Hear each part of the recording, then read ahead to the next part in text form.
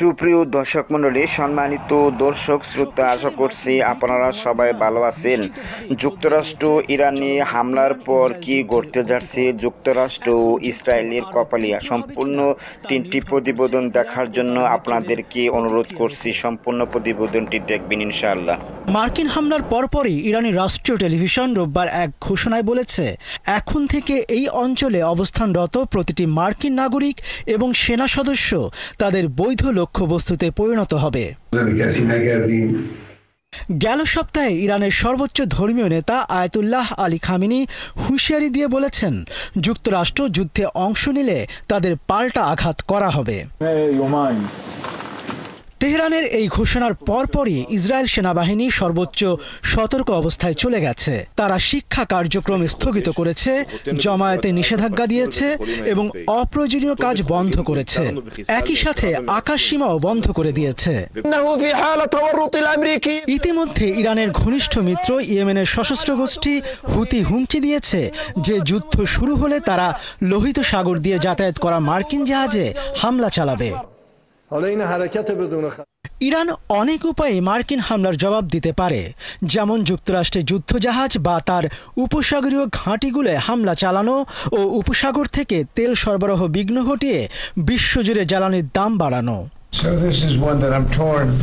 যুক্তরাষ্ট্র ইতিমধ্যে ইঙ্গিত দিয়েছে আপাতত তাদের সামরিক অভিযান শেষ এবং তারা তেহরানে সরকার পতনের চেষ্টা করছে না। এতে প্রতিশোধের মাত্রা সীমিত রাখতে উৎসাহিত হতে পারে ইরান।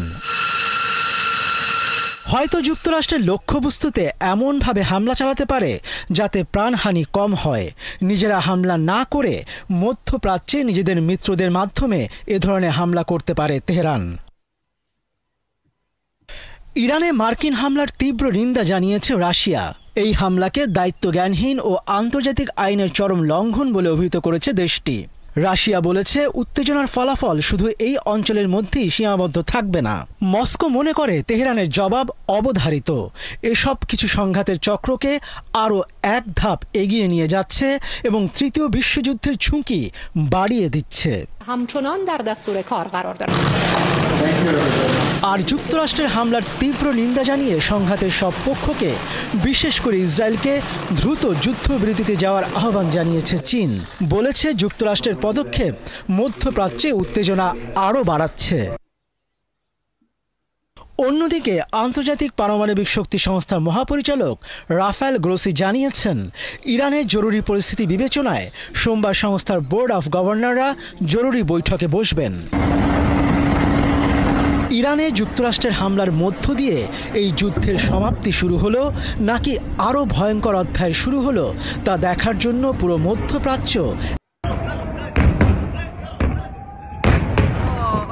আঘাতে এখন ধ্বংসস্তূপ ইসরায়েলের বিশ্বসেরা বিজ্ঞান গবেষণা কেন্দ্র, শুধুমাত্র যার অবকাঠামোগত মূল্য $50 মিলিয়ন। এটি এমন একটি প্রতিষ্ঠান যেখানে ইসরায়েলের সব গর্ব করার মতো গবেষণা হতো। বিভিন্ন রোগ নিয়ে গবেষণা ছাড়াও এই প্রতিষ্ঠান ইসরায়েলের সামরিক প্রযুক্তি উন্নয়নে সরাসরি ভূমিকা রাখে। ইসরায়েলি সেনাবাহিনীকে কৃত্রিম বুদ্ধিমত্তা, ড্রোন নিয়ন্ত্রণ, উন্নত অস্ত্র, সাইবার প্রতিরক্ষা এবং পারমাণবিক প্রযুক্তির ক্ষেত্রে সহায়তা দিয়ে থাকে। ওয়াইজম্যান ইনস্টিটিউটে ইরানের হামলা ইসরায়েলের জন্য বড় ধাক্কা। ইরানের হামলায় পুড়ে ছাই হয়ে গেছে এখানকার বছরের পর বছর ধরে চলা গবেষণার পাণ্ডুলিপি। রোববার ভোরে শুধুমাত্র ইসরায়েলি ভূখণ্ডেই নয়, বরং তাদের বৈজ্ঞানিক গর্বের কেন্দ্রস্থলেও গভীরভাবে আঘাত এনেছে ইরানি মিসাইল। ধ্বংস হয়ে গেছে 45টিরও বেশি ল্যাব।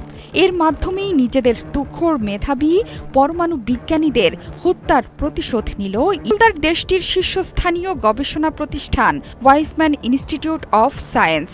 এর মাধ্যমে ইসরায়েলি বিজ্ঞানীদের কাছে ইরান পাঠালো এক শীতল বার্তা। সেই বার্তা হলো, ইসরায়েলিদের বৈজ্ঞানিক দক্ষতা, গবেষণাও এখন ইরানের লক্ষ্যবস্তু। ইসরায়েলও স্বীকার করে নিয়েছে যে তাদের গড়ে তোলা এই ল্যাব হামলায় পুরোপুরি ধ্বংস, যেটিকে বলা হয়ে থাকে ইসরায়েলের মুকুট রত্ন, প্রাণভোমরা। ভবনটি এখন ভুতুড়ে বাড়ির মতো ভগ্নদশা নিয়ে ঠায় দাঁড়িয়ে আছে। যে কোনো সময় এটি হুড়মুড়িয়ে পড়ে যেতে পারে। ওয়াইসম্যান গুঁড়িয়ে দেওয়ার পর এখন ভয় পাওয়ার সময় হয়েছে ইসরায়েলি গবেষকদের। বছরের পর বছর ধরে চলা গবেষণা হারিয়ে রীতিমতো ভয়ে কাঁপছে বেনিয়ামিন নেতানিয়াহু। তার বিচলিত অবস্থা প্রকাশ্যে এসেছে গণমাধ্যমেও। সামনে এখন ধুধু অন্ধকার দেখছেন নেতানিয়াহু। ওয়াইসম্যান ইনস্টিটিউটের ফিজিক্স ও কেমিস্ট্রি বিভাগ পারমাণবিক গবেষণায় সক্ষমতা তৈরি করেছে, যা ইসরায়েলের পারমাণবিক অস্ত্র কর্মসূচির জন্য সহায়ক। এছাড়া এই ইনস্টিটিউটে যুদ্ধক্ষেত্রে রোবট বা ড্রোন ব্যবহারের জন্য এমন সেন্সর তৈরি করা হচ্ছে যা মানুষের ত্বকের মতো স্পর্শ অনুভব করতে পারে। এটি মানব সম্পদ তৈরির কেন্দ্র হিসেবেও পরিচিত। এই ইনস্টিটিউট থেকে যে গবেষকরা বের হন তাদের অনেকেই পরবর্তীতে ইসরায়েলের সামরিক শিল্প বা গোয়েন্দা সংস্থায় গুরুত্বপূর্ণ দায়িত্বপদে আসীন হন। ওয়াইসম্যান অন্যান্য ইসরায়েলি বিশ্ববিদ্যালয়ের মতোই বহুমুখী গবেষণা প্রতিষ্ঠান। এটি ইসরায়েলের প্রতিরক্ষা প্রতিষ্ঠানের সাথে সম্পর্কযুক্ত, আর এই কারণে এটিকে লক্ষ্যবস্তু করা হয়েছে। 1934 সালে প্রতিষ্ঠিত হয়েছিল ওয়াইসম্যান।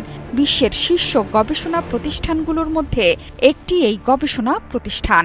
প্রতি বছরই শত শত গবেষণাপত্র প্রকাশিত হয় এখান থেকে। তবে ইরানের আঘাতের পর এখন বন্ধ এই প্রতিষ্ঠান।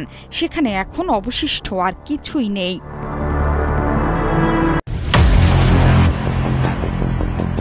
লোহিত সাগরেই উঠেছিল লেলিহান শিখা। আগুনের ঝংকারে হুঙ্কার ভুলেছিল আমেরিকার মতো বাঘা শক্তিও। পরে চুক্তিতেই মুক্তি পায় ট্রাম্পের দেশ। আপাতত শান্ত রয়েছে ইরানের হুথি বিদ্রোহীরা। তবে ইসরায়েলের কূটচালে সেই লোহিত সাগরের জলে আবারও আগুন জ্বলতে শুরু করেছে। এবার ফের হুঁশিয়ারি দিয়েছে হুথি। বলেছে আমেরিকা যদি ইরানে হামলা চালায় তবে লোহিত সাগরের বুকে আগুন ঝরবে মার্কিন যুদ্ধ জাহাজে। হুথির মুখপাত্র ইয়াহিয়া সারি এক বিবৃতিতে জানিয়ে দিয়েছেন, ইরানে যদি মার্কিন হামলা হয় তবে ইয়েমেন তাৎক্ষণিক পাল্টা আঘাত হানবে আমেরিকার রণতরীগুলির উপর। সারির ভাষায় জায়নিস্ট আমেরিকান চক্রান্ত আজ গোটা পশ্চিম এশিয়াকে গ্রাস করতে চলেছে। গাজা, লেবানন, সিরিয়া এবং এবার ইরান, কোথাও নিস্তার নেই। কিন্তু এই আগ্রাসন আর সহ্য করা হবে না। সারি আরো বলেন, আমাদের বাহিনী একটুও ঘুমিয়ে নেই। প্রতিটি শত্রুর গতিবিধি আমরা নজরে রাখছি। ইয়েমেন প্রস্তুত মুসলিম জাতির সম্মান রক্ষায় সর্বশক্তি দিয়ে প্রতিরোধ গড়ে তুলবে। এই ঘোষণার প্রেক্ষাপটে আন্তর্জাতিক কূটনৈতিক মহলে শুরু হয়েছে তীব্র আলোড়ন। কারণ যুক্তরাষ্ট্রের ট্রাম্প প্রশাসন ইতিমধ্যেই বিবেচনা করছে ইসরায়েলের পক্ষে তারা ইরানে সরাসরি সামরিক হস্তক্ষেপ করবে। এরই মধ্যে ইরান চালিয়ে যাচ্ছে তাদের প্রতিশোধমূলক সামরিক অভিযান 2 Promise 3। ফলে জেরুজালেমে কাঁপন, তেল আবিবে হাহাকার, আর আমেরিকার ত্রাস ছড়িয়ে পড়ছে রেড সিতে ভাসমান রণতরীগুলোতে। এর আগে ইসরায়েলের হামলায় নিহত হয়েছেন একাধিক ইরানি সামরিক কমান্ডার, বিজ্ঞানী ও সাধারণ নাগরিক, যাদের মধ্যে শিশু পর্যন্ত রয়েছে।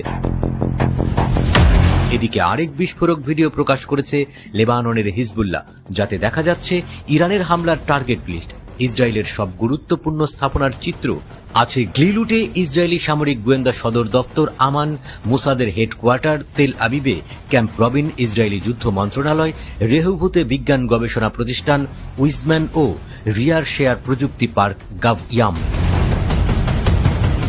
বিস্ময়ে স্তব্ধ গোটা দুনিয়া। সাম্প্রতিক এই যুদ্ধ ঘোষণার আবহে স্পষ্ট হয়ে উঠেছে পশ্চিম এশিয়ায় এবার শুরু হতে চলেছে এক পূর্ণমাত্রার আঞ্চলিক সংঘাত, যার কাঁপুনিতে দুলে উঠতে পারে গোটা পৃথিবী। ইয়েমেনের হুঁশিয়ারি আরও তীব্র। তারা বলছে, আমেরিকান এই আগ্রাসন আমাদের জাতীয় স্বাধীনতা, সম্মান, পরিচয় ও সম্পদ হরণ করে। এই ন্যাক্কারজনক চক্রান্ত রক্তের বিনিময়ে ঠেকানো হবে। প্রতিরোধের বার্তা এখন গাজার অলিগলি থেকে শুরু করে তেহরানের পাহাড়, সানার মরুভূমি হয়ে লেবাননের উপত্যকা পর্যন্ত। একটি বার্তা, শত্রুর রক্তচক্ষু দেখে পিছিয়ে আসব না। এই মুহূর্তে উত্তপ্ত পশ্চিম এশিয়ার আকাশে যেন মেঘ নয়, ঘুরপাক খাচ্ছে যুদ্ধের পূর্বাভাস। ইয়েমেনের ঘোষণায় যেন সেই বজ্রপাতের ঘণ্টা বেজে উঠল।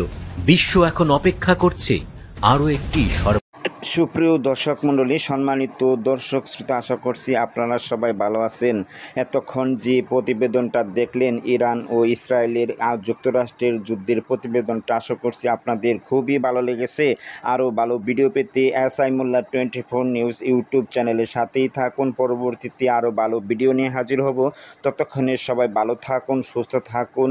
আল্লাহ হাফেজ।